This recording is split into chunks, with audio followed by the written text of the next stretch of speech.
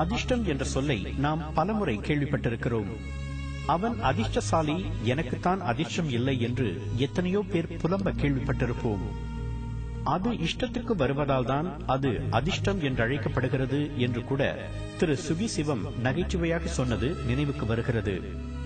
ஆனால் அதிர்ஷ்டத்துக்கு ஒரு வித்தியாசமான விளக்கத்தை அண்மையில் படித்த போது மலைத்து போனேன். அதில் எவ்வளவு பொருள் பொதிந்திருக்கிறது என்று திகைத்து போனேன். இன்று நாம் சந்திக்கவிருக்கும் வரலாற்று நாயகர் அதிர்ஷ்டத்தை இவ்வாறு விளக்குகிறார். Luck is a dividend of sweat. The more you sweat, the luckier you get. அதாவது அதிர்ஷ்டம் என்பது நீங்கள் சிந்தும் வியர்வைக்கு கிடைக்கும் வட்டி. எவ்வளவுக்கு எவ்வளவு வியர்வை சிந்துகிறீர்களோ அவ்வளவுக்கு அவ்வளவு அதிர்ஷ்டம் கூடும். இந்த விளக்கத்தை கேட்டவுடன் தலையில் சம்மட்டியால் அடித்தது போன்று இருந்தது. ஏனென்றால் நானே எத்தனையோ முறை அதிர்ஷ்டம் இல்லை என்று எண்ணியிருக்கிறேன். அது எவ்வளவு பெரிய மடத்தனம் என்று இப்போது சிந்திக்கிறேன். உழைப்பும் அதற்காக சிந்தப்படும் வியர்வையும் தான் நம் உயர்வை நிர்ணயிக்கிறது என்ற உண்மையை அழகாக சொன்னதோடு அதனை வாழ்ந்தும் காட்டிய ஒருவரைத்தான் நாம் இன்றைய வானம் வசப்படுமை நிகழ்ச்சியில் சந்திக்கவிருக்கிறோம். பலர் வேலை ஓய்வை பற்றி சிந்திக்க தொடங்கும் 52 வயதில் ஒரு தொழிலை தொடங்கி அடுத்த 30 ஆண்டுகளுக்குள் 500 மில்லியன் அமெரிக்க டாலர் சொத்து சேர்த்தவர் அவர். அவரது பெயரை சொன்னால் பெரும்பாலோருக்கு தெரியாமல் இருக்கலாம். ஆனால் அவர் தொடங்கிய தொழிலின் அல்லது நிறுவனத்தின் பெயரை சொன்னால் 3 வயது குழந்தை கூட குதூகலிக்கும். ஆம், hamburger, French fries, milk shake என்றவுடன் நம் நினைவுக்கு வரும் பெயர் மெக்டானல்ட்ஸ் ஆகத்தான் இருக்கும். எதற்கும் அடங்காத பிள்ளைகள் கூட மெக்டானல்ட்ஸ் என்று சொன்னவுடன் அடங்கும் மந்திரத்தை நான் கண்கூடாக பார்த்திருக்கிறேன்.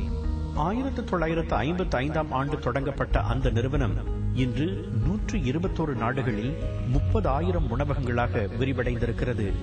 பில்லியன் கணக்கானோரின் உண்ணும் பழக்கத்தையே மாற்றியமைத்த அந்த உணவக புரட்சி எப்படி சாத்தியமாயிற்று?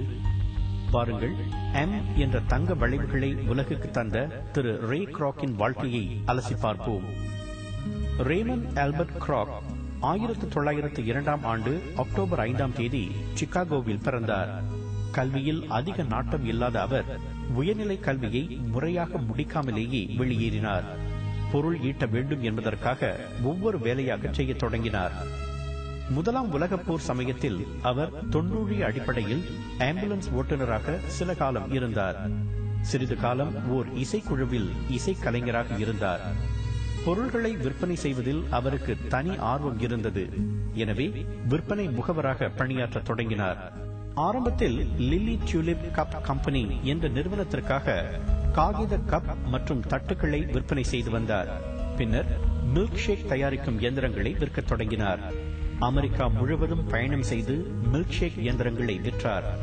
கிட்டத்தட்ட 30 ஆண்டுகள் விற்பனை துறையில் இருந்த பிறகுதான் உணவகம் திறக்கும் எண்ணம் அவருக்கு உதித்தது. கலிபோர்னியாவின் சான் பெர்னார்டினோ என்ற பகுதியில் டிக் மெக்டானல், மேக் மெக்டானல் என்ற 2 சகோதரர்கள் ஒரு ஹாம்பர்கர் உணவகத்தை நடத்தி வந்தனர். 1954ஆம் ஆண்டில் அந்த சகோதரர்கள் 8 மில்க் ஷேக் இயந்திரங்களை ரே கிராக்கிடமிருந்து வாங்கினர். ஏன் அவர்களுக்கு இவ்வளவு இயந்திரங்கள் தேவைப்படுகின்றன என்று வியந்த அவர் அவர்களின் உணவகத்தை சென்று பார்வையிட்டார். மக்கள் வரிசை பிடித்து நின்று உணவு வாங்கிச் செல்வதை கண்டார். தேவையை சமாளிக்கத்தான் அந்த சகோதரர்களுக்கு அத்தனை இயந்திரங்கள் தேவைப்பட்டன என்பதை உணர்ந்தார். அந்த உணவகத்தின் தூய்மையும் எளிமையும் உணவின் நியாயமான விலையும் அதிக நேரம் காக்க வைக்காமல் உணவை விரைவாக தயாரித்த பாங்கும் அவரை வெகுவாக கவர்ந்தன. 15 காசுக்கு ஒரு பர்கர், 10 காசுக்கு ஃப்ரைஸ், 10 காசுக்கு ஒரு மெதுபானம். அவற்றை விரைவாக வாங்கிச் செல்வது மக்களுக்கு பிடித்திருந்ததையும் அவர் கவனித்தார். அம்மாதிரியான உணவகங்களுக்கு மிகப்பெரிய எதிர்காலம் உண்டு என்பதை அந்த கணமே கண்டு கொண்டார் ரே கிராக். உடனே அந்த சகோதரர்களிடம் பேசி அதே போன்ற உணவகங்களை பிரான்சைஸ் எனப்படும் நிறுவன உரிம முறையில் நாடு முழுவதும் திறக்கலாம் என்று ஆலோசனை கூறியதோடு தானே அதற்கு முகவராக இருப்பதாகவும் கூறினார். அந்த சகோதரர்களும் இணங்கவே அடுத்த ஆண்டே, அதாவது 1955ஆம் ஆண்டு தனது முதல் மெக்டானல்ட்ஸ் உணவகத்தை இலினாயின் டெஸ் பிளெயின்ஸ் என்ற பகுதியில் திறந்தார். நிறுவன உரிமைத் தொகையிலிருந்து முகவருக்கான தொகை மட்டும்தான் அவருக்கு கிடைத்தது. ஆனால் அந்த உணவகத்தின் வருமானம் அவர் பெற்ற தொகையை விட அதிகமாக இருந்தது. இருப்பினும் அதேபோல் நாட்டின் மற்ற பகுதிகளில் மெக்டானல்ட்ஸ் உணவகங்களை பிரான்சைஸ் அடிப்படையில் திறப்பதிலேயே அவர் அதிக கவனம் செலுத்தினார். 6 ஆண்டுகள் கழித்து மெக்டானல்ட்ஸ் சகோதரர்களுக்கும் ரே கிராக்குக்கும் கருத்து வேறுபாடு ஏற்பட்டது. சகோதரர்கள் கேட்டுக்கொண்டதற்கு இணங்க அவர்களுக்கு $2.7 மில்லியன் கொடுத்து மெக்டானல்ட்ஸ் நிறுவனத்தின் ஒட்டுமொத்த உரிமையையும் பெற்றார் ரே கிராக். ஆனால் தங்கள் முதல் சான் பெர்னார்டினோ உணவகத்தை மட்டும் விற்க அந்த சகோதரர்கள் மறுத்துவிட்டனர். ரே கிராக் என்ன செய்தார் தெரியுமா? அந்த கடைக்கு நேர் எதிரே ஒரு மெக்டானல்ட்ஸ் உணவகத்தை தொடங்கினார். அந்த சகோதரர்கள் தங்கள் சொந்த உணவகத்தை மூட வேண்டியதாயிற்று. தரம், தூய்மை, விரைவான சேவை, நியாயமான விலை இவற்றை தாரக மந்திரங்களாக கொண்டு செயல்பட்டதால் மெக்டானல்ட்ஸ் உணவகம் அசுர வேகத்தில் வளரத் தொடங்கியது. முதல் உணவகம் திறக்கப்பட்ட 5 ஆண்டுகளில் அமெரிக்கா முழுவதும் 200 உணவகங்கள் திறக்கப்பட்டன. 10 ஆண்டுகளில் ரே கிராக்கின் மெக்டானல்ட்ஸ் நிறுவனம் பங்குச் சந்தையில் இடம் பிடித்தது. மெக்டானல்ட்ஸ் உணவகத்தை முதலாளித்துவத்தின் சின்னம் என்று ஒதுக்கிய சோவியத் மண்ணிலும் 1990ஆம் ஆண்டில் அது கால் பதித்தது. உலகின் ஆகச் சுறுசுறுப்பான மெக்டானல்ட்ஸ் உணவகம் ரஷ்யாவில்தான் இயங்குகிறது. உலகின் ஆகப்பெரிய மெக்டானல்ட்ஸ் உணவகம் 1992இல் சீனாவில் திறக்கப்பட்டது. இன்று உலகின் எந்த மெக்டானல்ட்ஸ் உணவகத்திற்கு நீங்கள் சென்றாலும் உணவின் சுவை கிட்டத்தட்ட ஒன்றாகவே இருக்கும். அதற்கு காரணம் உணவு தயாரிக்கும் முறையும் அளவுகளும் உலகம் முழுவதும் ஒருங்கிணைக்கப்பட்டிருப்பதுதான். மெக்டானல்ட்ஸின் இமாலய வெற்றிக்கு அதுவும் ஒரு காரணம். அதோடு காலத்துக்கு ஏற்பவும் அது மாறி வந்திருக்கிறது. உதாரணத்திற்கு அந்த உணவகங்களில் வேலை செய்ய ஆரம்பத்தில் 11 வயதினரை தேர்ந்தெடுக்கப்பட்டனர். ஆனால் 1980களுக்கு பிறகு பெரியவர்களும் வேலைக்கு சேர்த்துக் கொள்ளப்பட்டனர். மேலும் மாறும் சுவைகளுக்கு ஏற்றவாறு ஹாம்பர்கரை தவிர்த்து மீன், கோழி பர்கர்களும் காலை உணவுகளும் சேர்த்துக் கொள்ளப்பட்டன.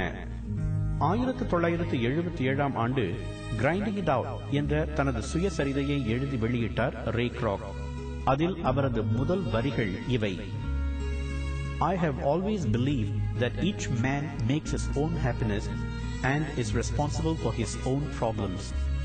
அதாவது ஒவ்வொரு மனிதனும் மகிழ்ச்சியை தானே உருவாக்கிக் கொள்கிறான், அதேபோல் அவனது பிரச்சனைகளுக்கும் அவனே பொறுப்பு.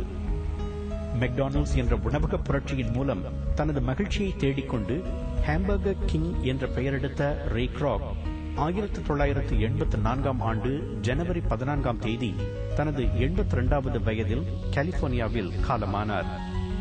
இனி சில புள்ளி விவரங்களை பார்ப்போம். ஜெராக்ஸ் நிறுவனம் $1 பில்லியன் சம்பாதிக்க அதற்கு 63 ஆண்டுகள் பிடித்தன. அதே தொகையை சம்பாதிக்க IBM கணினி நிறுவனத்திற்கு 46 ஆண்டுகள் ஆயின. ஆனால் மெக்டானல்ட்ஸ் நிறுவனம் $1 பில்லியன் 22 ஆண்டுகளில் ஈட்டியது. தரத்திற்கும், தூய்மைக்கும், சுவைக்கும், விரைவான சேவைக்கும், நியாயமான விலைக்கும் உலகம் தந்த பரிசு அது. அப்படிப்பட்ட வருமானத்தை குவித்த ரே கிராக் கூறிய இன்னொரு பொன்மொழி என்ன தெரியுமா? If you work just for money, you will never make it. But if you love what you're doing and you always put the customer first, success will be yours. பணத்திற்காக நீங்கள் வேலை செய்தால் உங்களால் ஒன்றும் சாதிக்க முடியாது. ஆனால் எதையும் ஆழமான விருப்பத்தோடு செய்து வாடிக்கையாளர்களை முதன்மையாக கொண்டால் வெற்றி உங்களுடையது. எவ்வளவு உண்மை! இன்று உலகம் முழுவதும் 30,000 மெக்டானல்ட்ஸ் உணவகங்களில் அன்றாடம் 46 மில்லியன் பேர் உணவுண்டு மகிழ்கின்றனர். அதிர்ஷ்டம் என்பது அது இஷ்டத்துக்கு வரும் ஒன்றல்ல, வியர்வை சிந்தி உழைக்கும் ஒவ்வொருவருக்கும் கிடைக்கும் ஒன்று என்பதை வாழ்ந்து காட்டியவர் ரே கிராக். வாய்ப்புகளை கண்டுகொள்ளும் திறமையும், தரம், தூய்மை, விரைவான சேவை ஆகியவற்றை தாரக மந்திரமாக கொண்டு செயல்பட்டதும், உழைப்புதான் உயர்வை தரும் என்ற நம்பிக்கையும், கனவுகளை நனவாக்கிக் கொள்ள வயது ஒரு தடையல்ல என்ற தைரியமும் தான் ரே கிராக் என்ற ஹாம்பர்கர் மன்னனுக்கு விரைவு உணவகம் என்ற வானத்தை வசப்படுத்தின. அதே பண்புகள் நமக்கு கூட வானத்தை வசப்படுத்தும் என்பதில் சந்தேகம் ஏதும் உங்களுக்கு உண்டா?